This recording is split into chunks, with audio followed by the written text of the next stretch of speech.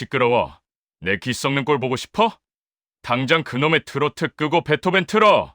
눈만 뜨면 클래식을 틀어대던 남편이 제게 한 말입니다. 평생 입만 열면 제게 무식하다, 수준 낮다며 무시했죠.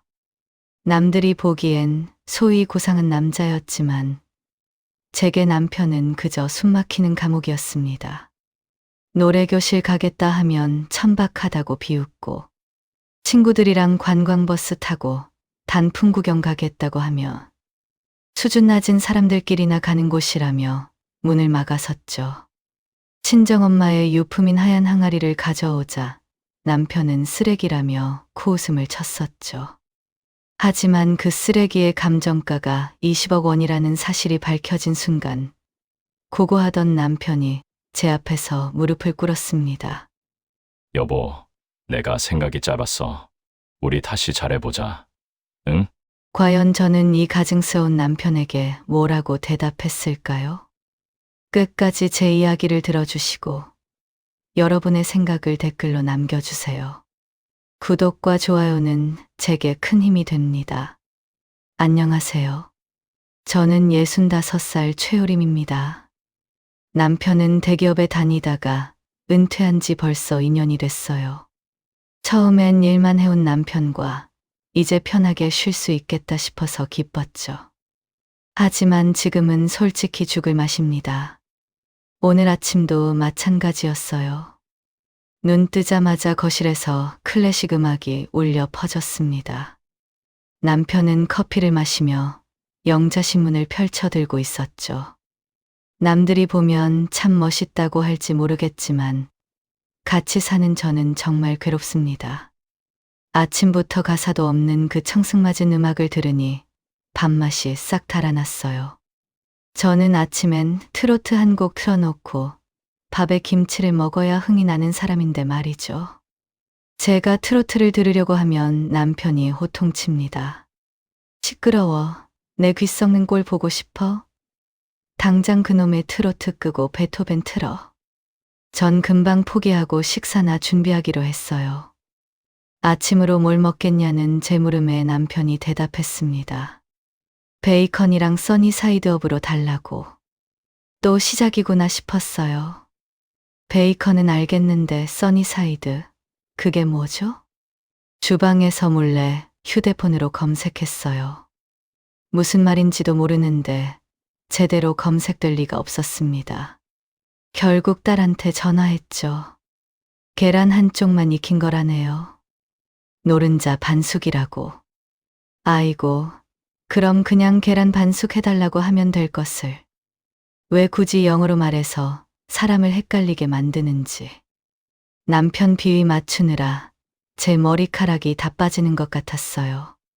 겨우 아침을 차려놓으니 남편은 헬스장에 간다며 가방을 메고 나갔습니다. 운동하러 또 무슨 헬스장이래요? 동네 뒷산 약수터에 가면 운동기구가 지천인데 굳이 한 달에 10만 원씩 내고 다닐 필요가 있나 싶었죠. 그래도 집에서 나가주니 한숨 돌릴 수 있어서 다행이었습니다. 오후가 되자 거실 소파에 앉아 TV를 켰어요. 평소 즐겨보는 드라마의 재방송 시간이었거든요. 한참 재미있게 보고 있는데 운동을 마친 남편이 들어왔습니다. 다짜고짜 제 리모컨을 뺏어가더군요. 이런 수준 낮은 걸 왜 보고 앉았어? 매번 뻔한 스토리에 시끄럽기만 하잖아. 그러면서 정치 토론 프로그램을 틀었습니다. 온종일 뉴스 아니면 다큐멘터리, 문화포럼 이런 것만 틀어놓는 통에 정말 지루해 죽겠더라고요. 소파에서 꾸벅꾸벅 졸다가 깜빡 잠이 들었는데 추워서 깼습니다. 남편은 옆에서 TV를 계속 보고 있었어요. 바로 옆에 담요가 있었는데 그거 하나 덮어주지도 않았죠. 혼자 TV에 몰입해 있는 그 모습에 서운한 생각이 들었습니다. 신문을 치우려다가 사이에 끼어있던 전단지를 봤어요. 동네 노래교실 광고였죠. 집에서 걸어서 10분 거리였습니다. 재미있을 것 같았어요. 가슴이 두근거렸습니다. 전 남편에게 노래교실을 다니고 싶다고 말했어요. 남편은 절 힐끗 보더니 대답 대신 코웃음을 쳤죠. 노래교실은 여자들끼리 노래한답시고 서로 몰려다니면서 뒷담 하나 하는 곳 아니냐는 겁니다. 그런 곳을 도대체 왜 가려고 하냐면서요. 전 어처구니가 없었죠. 기분 전환도 되고 건강에도 좋다며 다시 한번 말했지만 남편은 단칼에 제 말을 잘랐습니다. 시간 낭비하지 말고 책이나 읽으라면서요. 답답했습니다. 책은 되고 노래는 안 되는 이유가 있습니까? 전 아쉬움에 작은 목소리로 트로트를 흥얼거렸죠. 그 순간 남편의 차가운 시선이 느껴졌습니다. 시끄러우니까 조용히 좀 하라면서요.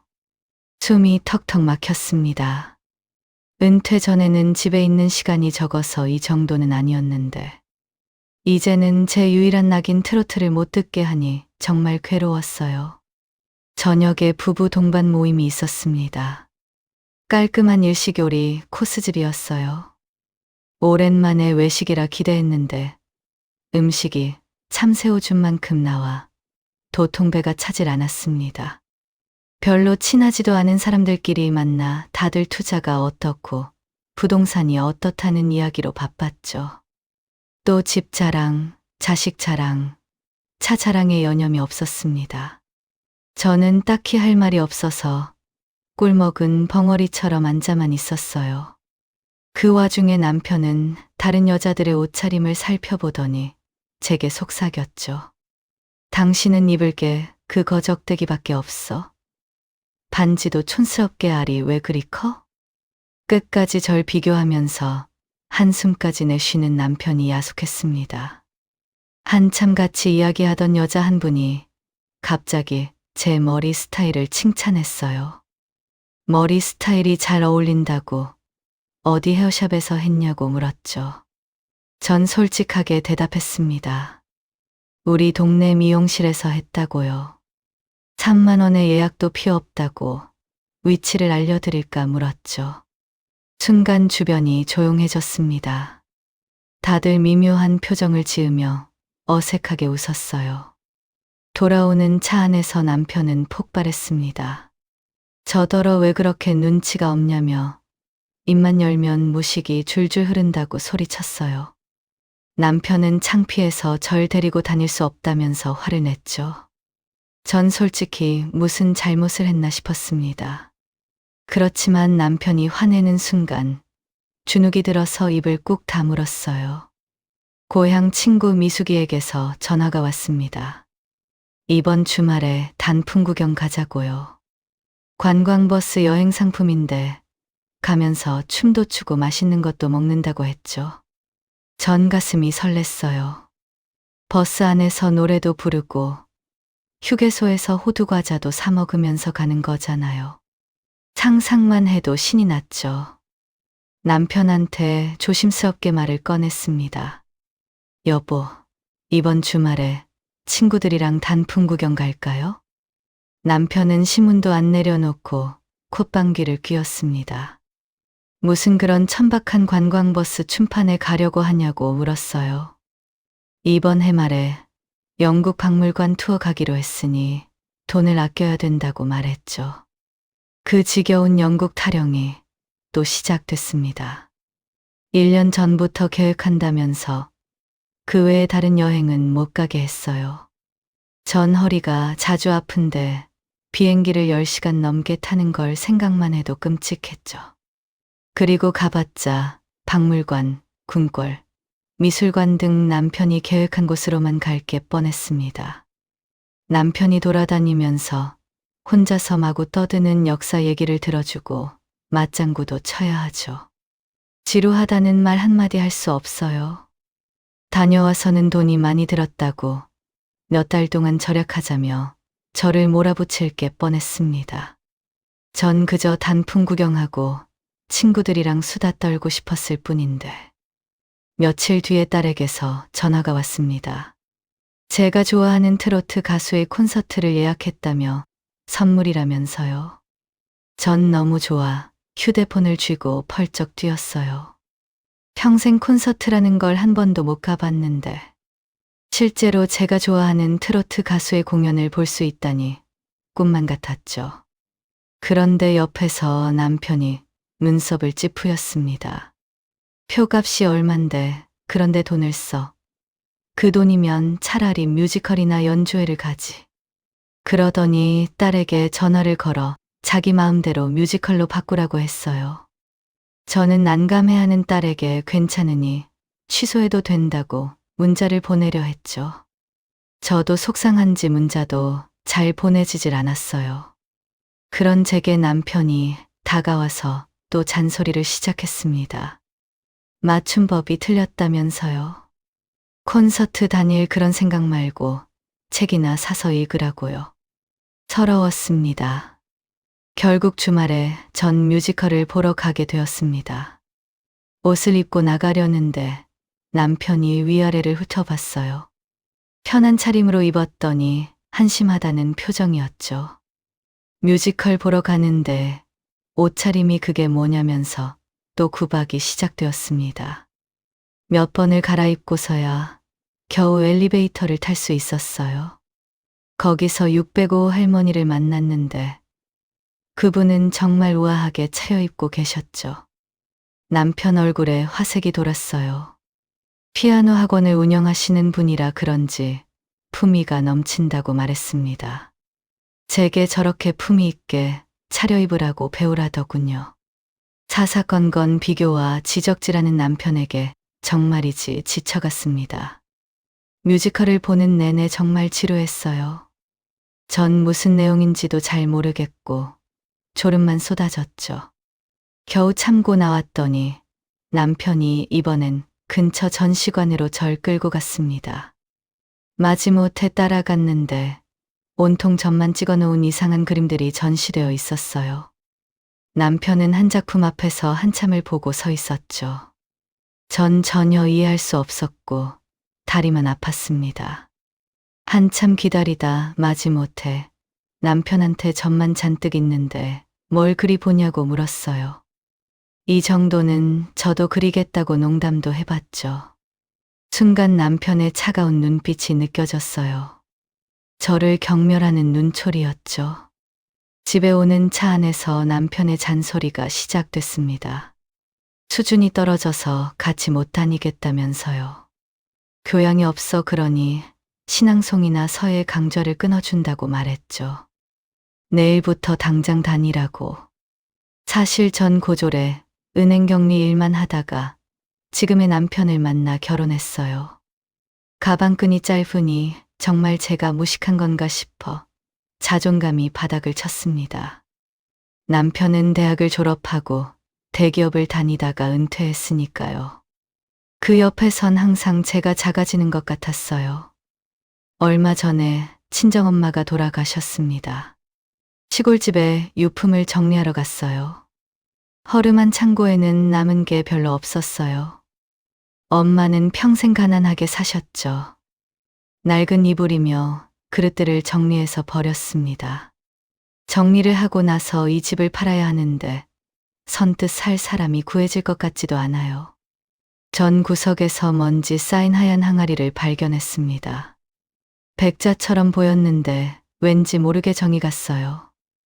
엄마가 아끼셨던 건가 싶어서 보자기에 싸서 가져왔죠. 집에 와서 먼지만 털어냈는데 봐줄만 했어요. 그래서 거실 장식장 위에 올려놨죠. 남편이 그걸 보더니 비웃었습니다. 그런 쓰레기를 왜 들고 왔어? 어디서 요강 같은 걸 들고 와선. 남편은 거실에 저런 걸 두면 창피하다며 당장 버리라고 난리를 쳤죠. 어떻게 쓰레기라 말할 수 있냐고 따지고 싶었어요. 한 번쯤은 저도 제가 좋아하는 걸 거실에 두고 싶다고 말할까 했어요. 하지만 전 남편과 더 이상 싸우기 싫었어요. 조용히 백자를 다시 보자기에 쌌습니다. 그리고 제 옷장 깊숙이 넣어뒀어요. 며칠 뒤에 딸이 외손자를 데리고 놀러 왔습니다. 7살 된 손자는 얼마나 귀여운지 몰라요. 재롱을 부리는 모습에 하염없이 웃음이 났죠. 손자는 제 앞에서 노래도 하고 태권도, 동작을 따라하며 기쁘게 해주었습니다. 그런데 남편이 갑자기 손자의 이름을 불렀어요. 그러면서 할아버지가 시험을 해보자면서 갑자기 어려운 글자를 불러주는 겁니다. 따라 써보라고요. 숫자도 더 할 수 있냐고 물어보면서요. 손주가 어려워하자 남편이 혀를 찼죠. 아직도 글씨를 못 쓰냐면서요. 외할머니 머리를 닮았나 보다고 했습니다. 자긴 그 나이에 명심보감을 줄줄 읽었다면서요. 제가 아이가 이제 겨우 7살인데 뭘 그렇게 말하냐며 따졌습니다. 제가 손자를 감싸자 남편은 더 심한 말을 했어요. 너는 공부 열심히 해라. 안 그러면 내 할머니처럼 무식해진다. 충격이었습니다. 손자 앞에서까지 저를 바보 취급하는 남편이 너무 밉더라고요. 실망을 넘어서 화가 났습니다. 저녁에 딸이 집으로 돌아갈 때가 되었어요. 전 마트에서 산 김치통을 딸에게 주려고 했습니다. 김치를 가득 담아서요. 딸은 갑자기 김치통 디자인이 별로라며 안 가져간다더군요. 전 김치통이 김치만 잘 보관하면 됐지. 디자인이 뭐가 중요하냐고 말했죠. 남편이 옆에서 또 핀잔을 줬습니다. 제게 센스가 없다면서 혀를 찼어요. 딸은 그런 남편을 보며 엄마가 좀 그렇지 뭐 라며 웃었습니다. 아무렇지도 않게 남편에게 동조하는 딸을 보니 서러웠어요. 제가 늘상 무시만 당하니 이제는 어련히 그러려니 하는 건가요? 제 편이 되어야 할 가족이 절 무시하는 걸 어떻게 받아들여야 할까요? 가을이 되었습니다. 동네 근처에서 단풍 축제를 한다기에 남편과 함께 갔습니다. 남편도 단풍은 즐기고 싶었나 봐요. 선심 쓰듯 절 데려간다기에 신이 나서 따라 나섰죠. 축제장에는 먹거리도 많고 볼거리도 많았습니다. 막걸리 시음 부스가 있어서 한 잔 마셨는데 달큰한 맛에 기분이 좋아졌어요. 남편은 축제 내내 볼거리가 없다면서 불평했지만 전 즐거웠죠. 마침 무대에서는 제가 좋아하는 트로트가 흘러나오고 있었습니다. 신나는 리듬에 어깨가 절로 들썩거렸죠. 남편이 화장실 간다고 자리를 비운 사이 갑자기 무대 사회자가 저를 가리켰습니다. 앞으로 나와서 같이 춤춰보라고 하더라고요. 전 몇 번이나 거절했지만 분위기도 있고 막걸리 기운도 있고 해서 용기를 냈어요. 무대에 올라가서 음악에 맞춰 춤을 췄습니다. 다른 몇몇의 사람들도 올라와서 같이 춤을 췄어요. 웃음이 터졌습니다. 오랜만에 정말 신이 났어요. 사람들이 박수를 치고 환호해 줬죠. 어떤 분들은 사진도 찍었어요.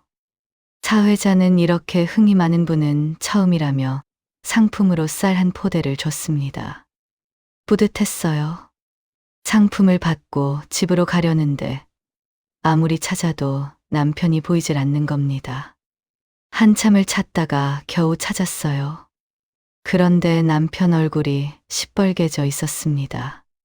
차에 타자마자 남편이 제게 소리를 질렀습니다. 동네 창피해서 못 살겠다고 수준 떨어지게 뭐 하는 짓이냐면서요. 저는 무대에서 춤춘 게 뭐가 그리 화날 일이냐며 물었죠. 상품도 받았다면서요. 남편은 더 이상은 못 참겠다고 중얼거렸어요. 그러더니 갑자기 절 보면서 이혼하자고 했습니다. 이혼이요? 그 한마디에 전 가슴이 철렁 내려앉았어요.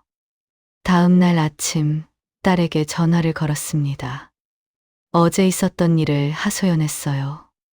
아빠가 이혼하자고 했다고 춤 한 번 춘 게 그렇게 죄를 지은 거냐고요. 그런데 딸의 반응은 예상 밖이었습니다. 아빠가 오죽하면 그런 말까지 했겠냐며 엄마가 좀 참지 그랬냐고 했어요. 아빠는 워낙 취미가 고상하시니 엄마가 맞춰줘야 한다고 완전히 남편 편을 들더군요. 트로트 듣는 것도 싫어하시는데 사람들 앞에서 춤까지 췄다니. 제가 잘못한 게 맞다면서요. 딸은 자기까지 부끄럽다며 어디 가서 그러지 말라고 했습니다. 아빠 따라 클래식도 듣고 뮤지컬도 보고 다니면 좋은 일 아니냐고. 엄마가 자꾸 트로트 뽕짝만 고집하니까 충돌이 생기는 게 아니냐면서요. 딸의 말에 더욱 서러웠어요. 제가 좋아하는 게 트로트라는데 왜 전 그걸 포기해야 하죠? 이제껏 다 맞춰주고 살았는데 뭘 더 맞출 수 있는지 모르겠습니다.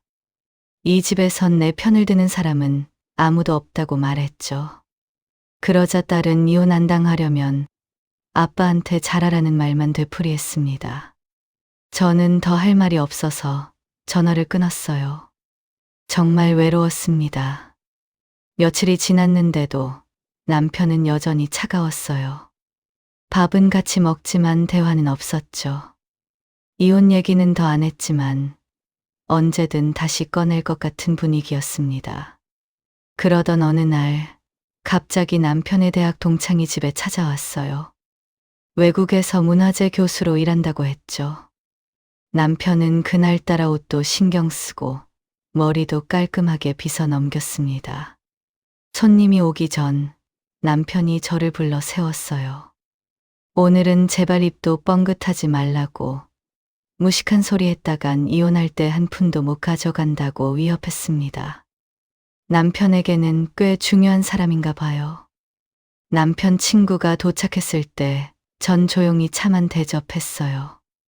두 사람이 거실에서 이런저런 얘기를 나누는데 남편이 자랑스럽게 뭔가를 꺼내왔습니다. 얼마 전 골동품 시장에서 비싸게 샀다는 고문서였어요. 조선시대에 작성된 문서라며 자랑을 늘어놨죠. 남편 친구는 한참을 들여다보더니 고개를 갸웃거렸습니다. 가짜라고 단호하게 말하더군요. 종이 재질부터 글씨체까지 전부 현대에 만든 거라고. 남편 얼굴이 시뻘개지면서 당황하는 게 보였어요. 비싸게 주고 샀다며 다시 한번 보라고 우기는데도 교수는 확실한 가짜라고 잘라 말했죠. 그 뒤로도 남편은 가지고 있던 다른 물건들을 꺼내와서 감정해달라고 부탁했습니다. 저는 속이 시원했어요. 늘 자기가 교양 있고 안목이 있다고 자랑하더니 가짜도 모자라보고 샀구나 싶었죠. 그때 문득 옷장 안에 넣어둔 엄마의 항아리가 떠올랐습니다. 혹시나 하는 마음에 조용히 방으로 들어갔어요. 보자기에 쌓인 항아리를 들고 나왔죠. 이건 어떤가요? 우리 엄마가 남긴 유품인데 한번 봐주시겠어요? 그렇게 말하며 내밀었습니다. 남편은 그걸 여기서 왜 꺼내느냐며 제 손에서 빼앗으려 했어요. 창피하다는 표정이었죠. 그런데 항아리를 보는 교수의 눈빛이 달라졌습니다. 갑자기 자세를 고쳐 앉더니 도자기를 이리저리 살펴보기 시작했어요. 한참을 보더니 조금 떨리는 목소리로 말했습니다. 재수 씨, 이거 조선 백자예요. 진품 같습니다. 이 시기에 발견된 백자가 귀한데 이거 완전 물건이네요. 내일 제 사무실로 가져오시면 정확히 감정해드리겠습니다. 그러면서 덧붙였어요. 확실히 감정이 되면 사실 부르는 게 값이라고. 도자기 애호가들에게 팔면 20억은 넘을 거라고 하셨어요. 순간 거실에 정적이 흘렀습니다. 남편은 입을 떡 벌리고 굳어버렸고 저도 제 귀를 의심했어요. 남편이 더듬거리며 거짓말 아니냐고 물었지만 남편 친구는 확신에 찬 표정이었어요. 오히려 이런 보물을 가지고 있으면서 몰랐냐고 핀잔을 주었죠. 그러면서 제가 안목이 있다며 칭찬까지 덧붙였습니다.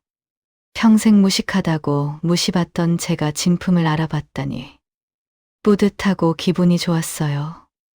이틀이 지난 아침 남편 친구한테서 전화가 왔습니다. 저와 직접 통화하고 싶다고 했어요. 남편은 옆에서 초조하게 기다렸죠. 교수는 확신에 찬 목소리로 말했습니다. 도자기는 진품이 맞고 원한다면 안전하게 판매까지 도와줄 수 있다고 했어요. 팔아도 되지만 가지고 있을수록 값어치가 오를 거라며 어디서 얻었는지 물었죠. 전 친정엄마의 유품이라고 아직은 팔 생각이 없다고 대답했습니다. 전화를 끊고 나니 남편의 눈빛이 반짝이고 있었어요. 진품이래? 제가 고개를 끄덕이자 남편의 얼굴이 환해졌습니다. 그렇게 좋아하는 얼굴을 본 적이 없었죠. 그날 이후 저를 대하는 남편의 태도가 완전히 달라졌습니다. 평소엔 듣기 싫다던 트로트를 아침부터 틀어놓았어요. 언제는 비싼 스피커를 트로트 듣는데 쓰냐면서 난리를 부리더니 흥겹게 흘러나오는 트로트가 집안에 가득 울리자 오히려 낯설게 느껴졌죠. 더 놀라운 건 남편이 직접 아침을 차렸다는 겁니다. 크램블 에그와 베이컨을 만들어서 식탁에 올려놨더군요.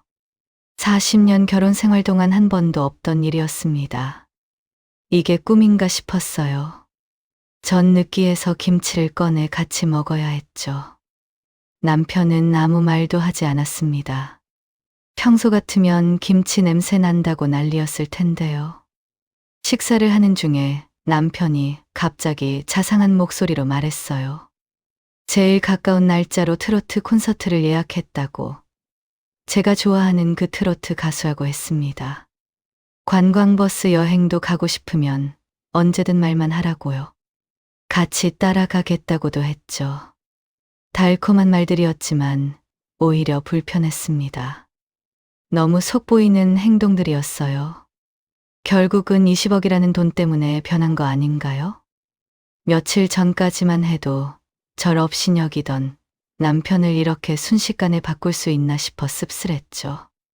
아침을 먹고 나서 뒷산 등산로에 운동하러 갔습니다. 평소엔 비싼 헬스장만 가던 남편이 괜히 따라왔어요. 산길을 오르며 이런저런 얘기를 하더니 갑자기 본색을 드러내기 시작했습니다. 남편은 제게 그 도자기 언제 팔 거냐며 물었어요.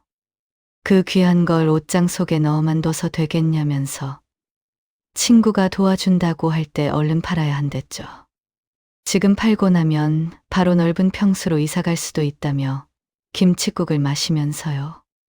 20억에는 자기가 친구를 소개시켜 준 비용도 포함된다고. 혼인 기간 중에 생긴 거니까 자기한테도 지분이 있다는 말까지 했습니다.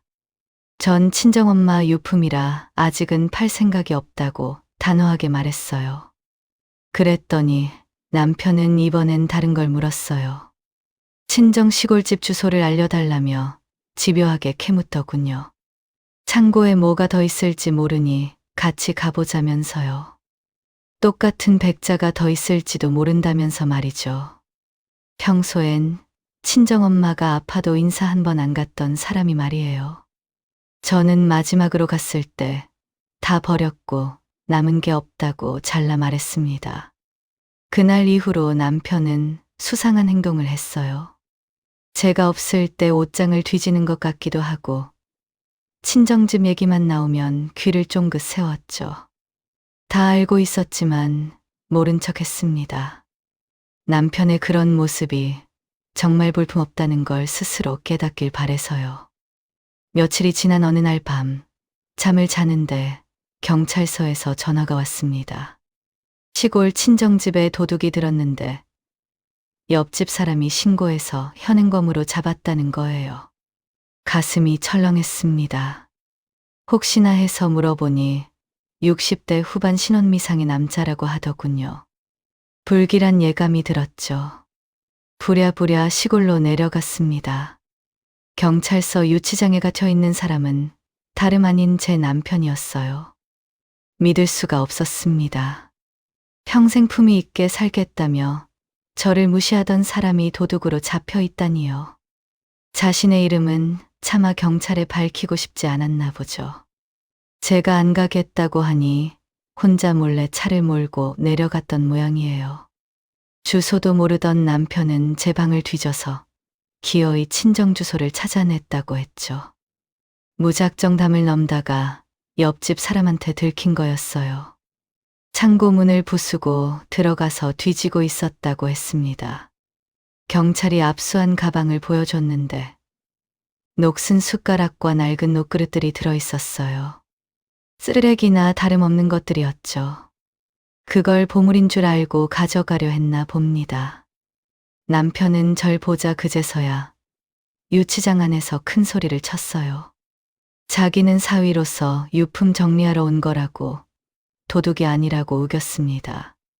하지만 담을 넘고 창고를 부순 건 명백한 범죄였죠. 그 모습을 보니 정이 뚝 떨어졌습니다. 추악하고 찌질한 몰골이었어요. 그동안 고상한 척하며 절 무시하더니 돈 앞에서는 품이고 뭐고 다 없구나 싶었죠. 경찰서 밖으로 나와서 한참을 서 있었습니다. 평생을 함께 산 남편이 이런 사람이었나 싶어서 허탈했어요. 다음 날 아침 남편은 훈방 조치로 풀려났습니다. 집에 돌아온 남편은 아무 일도 없었다는 듯 행동했어요.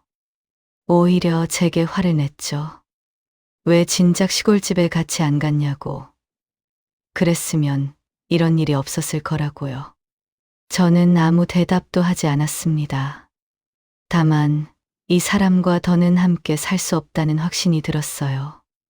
돈 앞에선 품이고 뭐고 아무것도 없는 남편의 밑바닥을 보고 나니 오만정이 떨어졌습니다. 며칠 뒤에 소문이 퍼졌나 봅니다. 제게 비싼 항아리가 생겼고 그걸 훔치려던 남편이 유치장까지 다녀왔다고. 얼마 지나지 않아 자식들이 들이닥쳤습니다. 평소엔 명절 때나 겨우 얼굴 비추던 아이들이 과일 상자며 건강식품을 잔뜩 들고 왔어요. 엄마 힘들지 않았냐고 걱정도 해주더군요. 딸이 먼저 본심을 드러냈습니다. 아빠 말대로 빨리 백자 팔아버려요. 엄마가 보관하시다가 깨지기라도 하면 어쩔 거예요? 그러더니 외할머니가 엄마한테 준 거면 자기한테도 지분이 있는 거 아니냐고 물었습니다. 아니면 지금 당장 자기한테 물려줘도 된다고 말했어요. 아는 갤러리가 있어서 거기에 팔면 더 비싼 값을 받을 거라면서 말이죠. 아들도 질세라 끼어들었어요. 무슨 소리야. 나도 반은 줘야지. 원래는 장남이 상속을 더 많이 받는 거야. 아들 역시 백자를 가지고 싶어서 안달이 났어요. 그러면서 갑자기 남매가 서로 말다툼을 시작했습니다. 한숨이 나왔습니다. 돈 앞에서는 가족도 없겠구나 싶었어요. 그건 엄마 거니까 내가 알아서 할 거라고. 너희는 신경 끄라고 단호하게 말했습니다. 아이들은 아쉬워하면서도 끝까지 웃는 얼굴로 아양을 떨었어요. 평소엔 안부 전화 한 통 없던 자식들이 이렇게 살갑게 구는 이유를 너무 잘 알았습니다. 돈 앞에서 남편도 아이들도 노골적으로 변해갔어요. 마음이 편치 않았어요. 일주일이 지나고 친구들과 계획했던 여행을 떠났습니다. 관광버스를 타고 가는 단체 여행 상품을 결제했어요. 가라고 부추기는 남편의 마음이 변하기 전에 다녀올 생각이었죠. 복잡한 머리도 정리하고 기분도 전환할 겸 떠날 생각이었어요. 그런데 웬일로 남편이 따라오겠다고 했습니다. 불편했지만 이참에 남편에게도 이런 여행의 재미를 알려주고 싶었어요. 하지만 여행 내내 남편의 얼굴은 흑빛이었죠. 딱 봐도 불만이 가득한데 참고 있었습니다. 이럴 거면 도대체 왜 따라왔을까요? 버스 안에서 친구들이 마이크를 돌려가며 노래를 불렀어요. 저도 그동안 눌러왔던 한을 풀듯 트로트를 실컷 불렀습니다. 정말 오랜만에 느끼는 해방감이었죠. 휴게소에 들러서는 호두과자도 사고 작은 기념품도 샀어요.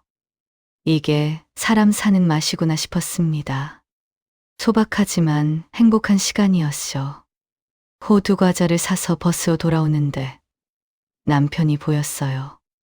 나무 밑에 서서 친구와 통화하는 소리였습니다. 말도 마라. 힘들어 죽겠어. 무식한 여편네들 비위 맞추느라 아주 토할 지경이야. 남편은 그 백자만 팔고 나면 저를 버릴 거라고 도저히 참아줄 수준이 아니라면서 욕하더군요. 충격이었습니다. 남편의 말이 제겐 더 저급하고 경박스러웠어요. 평생 품위 운운하던 사람이 돈 앞에서는 이렇게 속물인 모습을 감추지도 않아요? 저는 남편이 이혼을 후회하고 다시 잘 살아보겠다고 생각한 줄 알았어요. 백자 때문만이 아니라 진심으로 변했다고 믿고 싶었죠. 그래서 조금이라도 고마운 마음을 가졌던 제가 정말 어리석었습니다. 여행에서 돌아오자마자 저는 결심했습니다. 짐도 풀지 않은 채 남편을 불러서 말했지요. 저도 더 이상 못 참겠다고요. 이혼해요. 저도 더 이상 당신이랑 살고 싶지 않아요. 당신이 절 매번 무시하고 업신여기는 걸 모를 줄 알았냐고 물었습니다. 하지만 당신 역시 무식하고 품이 없긴 매한가지라고. 남편은 당황했습니다. 저는 당신이 통화하는 걸 들었고 당신의 속마음을 모두 알고 있다고 했어요. 그제서야 남편은 어쩔 수 없다는 표정을 지었죠. 내가 못할 줄 알아. 그동안 나도 많이 참고 살았어. 잠깐의 고민 후에 남편은 본색을 드러냈어요. 그러더니 군말 없이 도자기를 팔라고 말했습니다. 도자기를 팔아서 반으로 딱 나눠가지고 깔끔하게 끝내자면서요. 거기까지 벌써 계산기를 두드렸나 보죠. 저는 웃으며 말했습니다. 당신 진짜 무식하다면서요. 법도 모르냐며 변호사한테 이미 다 알아봤다고 말했죠. 사실이었습니다. 전 남편이 유치장에 들어갔다가 나온 그때 이미 이혼을 결심했었죠. 변호사 사무실을 찾아 충분하게 이혼에 대해 알아보고 온 상태였습니다. 저는 이 백자가 엄마 유산이라서 제 고유재산에 해당한다고 설명했어요. 상속받은 특유재산은 이혼해도 분할 대상이 아니라는 사실도 언급했죠. 설사 제가 백자를 팔더라도 당신한테는 10원 한 장도 줄 생각이 없어요. 남편 얼굴이 하얗게 질렸습니다. 그게 무슨 소리냐고요. 남편은 저를 40년 동안 데리고 살아준 고마움도 모르냐며 길길이 날뛰었죠. 법이 당신이 생각하는 것처럼 호락호락하지 않다며 무식한 게 어디서 주워 듣고 아는 체 하냐면서요. 저는 이혼 서류는 곧 보내겠다고 말했습니다. 당신이 그랬잖아요. 수준 안 맞아서 못 살겠다고. 전 이제 나도 내 수준에 맞는 품위 있는 인생 살러 갈 테니까 당신은 그 고상한 영자신문이나 보고 살라고 말했습니다. 남편은 믿을 수 없다는 표정으로 저를 쳐다봤어요. 평생 순종적이던 제가 이렇게 나올 줄은 꿈에도 몰랐겠죠. 저는 캐리어를 끌고 현관으로 향했습니다. 뒤에서 남편이 소리를 질렀지만 돌아보지 않았어요. 이혼이 확정된 지 1년이 지났습니다. 그동안 평화롭지 않았어요. 한치의 양보도 없는 남편과의 이혼은 진흙탕 같은 분쟁이었죠. 재산 분할 결과도 사실 그리 만족스럽진 않았지만 전 제 결정이 중요했어요. 결국 65살에 저는 이혼했습니다. 다행히 백자는 안전하게 지킬 수 있었어요. 이혼 후에 저는 남편 친구였던 그 교수에게 다시 연락해서 백자를 팔겠다고 말했습니다. 그는 흔쾌히 여러 방식을 제안했고 전 어느 박물관에 판매하기로 했어요. 백자는 개인 소장품으로 인정받아 10억 정도에 팔렸습니다. 남편은 처음엔 애원했어요. 절 무시해서 미안했다면서 다시 집으로 들어오라고 매일같이 전화했죠. 하지만 제가 단호하게 거절하자 바로 본색을 드러냈습니다. 백자를 자신 몰래 팔아치웠냐면서 자기 몫을 훔쳐갔다면서 저를 욕하더군요. 더는 듣고 싶지 않아서 남편의 번호를 차단했습니다. 자식들도 마찬가지였습니다. 이혼하여 혼자 살게 된 제 사정에는 아랑곳하지 않고 오로지 백자 걱정뿐이었어요. 처음엔 왜 자기들과 상의도 없이 팔았냐면서 물려줘야 할 거 아니냐며 화를 냈어요. 자기들도 권리가 있다면서요. 제가 백자는 이제 없다고 팔아치워서 엄마가 노후를 위해 사용할 생각이라고 하자 그럼 돈이라도 달라고 노골적으로 말했죠. 그럴 때는 아이들도 제 남편을 꼭 닮았습니다. 저는 차분하게 말했습니다. 너희들 몫은 제게 없다고요. 이건 엄마 거니까 엄마가 알아서 쓸 거라고 말했죠. 평생 너희들 뒷바라지 하느라 내 것 하나 없이 살았다고 이제는 나를 위해 쓰고 싶다고 말했습니다. 아이들은 길길이 날뛰면서 저와 먼저 연락을 끊어버리더군요. 저는 혼자 살기 알맞은 작은 집을 하나 샀습니다. 걸어 다니기 좋은 조용한 동네였죠. 주택들이 모여 있는 동네 뒤에는 약수터도 있고 가까이에 병원도 있었어요. 누구 눈치 볼 필요 없는 온전한 제 공간이 생겼습니다. 전 스피커를 하나 사서 아침부터 저녁까지 트로트를 실컷 틀어놓았습니다. 제가 좋아하는 가수의 노래를 들으며 청소도 하고 요리도 했어요. 흥이 나면 춤도 추고 노래도 따라 불렀어요. 시끄럽다고 잔소리할 사람이 없으니 천국이었죠. 아침엔 일찍 일어나 뒷산 약수터에 갔습니다. 등산로를 따라 운동을 한 뒤 약수터 근처 운동기구에서 열심히 운동을 했어요. 운동 후엔 친구들을 불러 수다를 떨었습니다. 더없이 즐거웠어요. 점심엔 제가 좋아하는 걸 마음대로 만들어 먹었습니다. 고구마를 삶아서 김치를 얹어 먹기도 하고 된장찌개에 밥만 말아 먹기도 했어요. 어느 누구를 위한 요리도 아니었어요. 제 자신을 위해서 요리한 거였죠. 그리고 나서 TV를 켰어요. 하루 종일 드라마를 봤죠.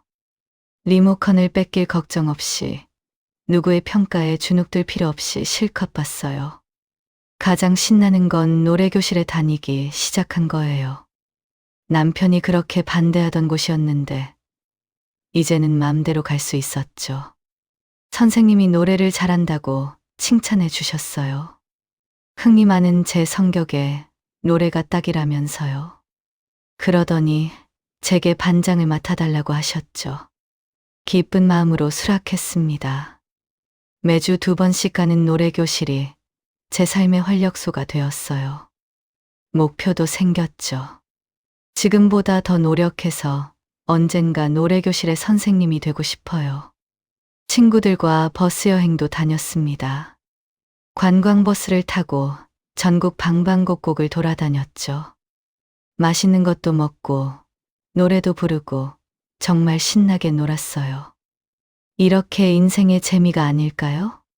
밤이 되었습니다. 시끄럽게 찾아와 떠들던 친구들도 모두 돌아가고 혼자가 되었어요. 조용한 집안에서 저는 매일 밤 하는 일이 하나 있습니다. 서랍을 열어 조심스럽게 보자기 하나를 꺼냈어요. 엄마가 남기고 간 또 다른 유품이었죠. 은은하게 반짝이고 있었습니다.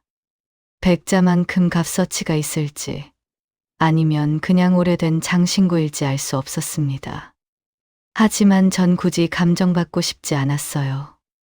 이것만큼은 그냥 엄마의 추억으로 간직하고 싶었거든요.